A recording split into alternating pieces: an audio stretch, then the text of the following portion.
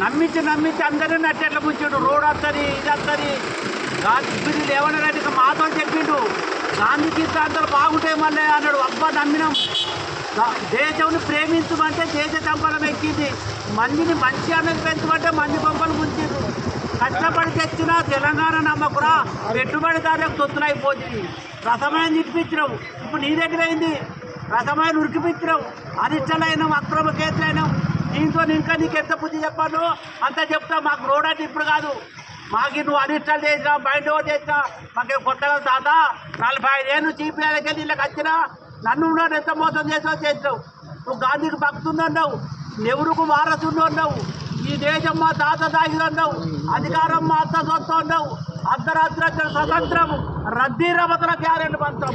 మన స్వతంత్రం మేడిపండు, మన నాయకుడు రామదండు, మన ప్రభుత్వము రాసపుండు. నాకు మొన్న మిగిలింది కోడిగుండు చేసావు. నీకు ఇంకెంతనో ఇప్పుడుగా నీకు రుజువు చూపిస్తాం.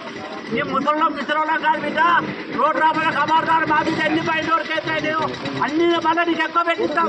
ఇప్పటికైనా కళ్ళు తెడిచి ఆయన ఏమన్నావు నువ్వు రసమాయకు లంజలో సోకుంటాడు. నీ సోకేటి పోతుంది బిడ్డ. నేను కూడా ఇప్పుడు ముసలి నేను నీకున్న సోకు నాకు కూడా అన్నట్టువి. నీది కూడా అదే ఇక అదే ముడ్డి కదా. మొన్న ఏమంటాడు గివ్ అబ్బాయి మీరు నీకు ఎమ్మెల్యేల కానీ టికెట్ ఇచ్చినాడు వేస్తున్నాడు.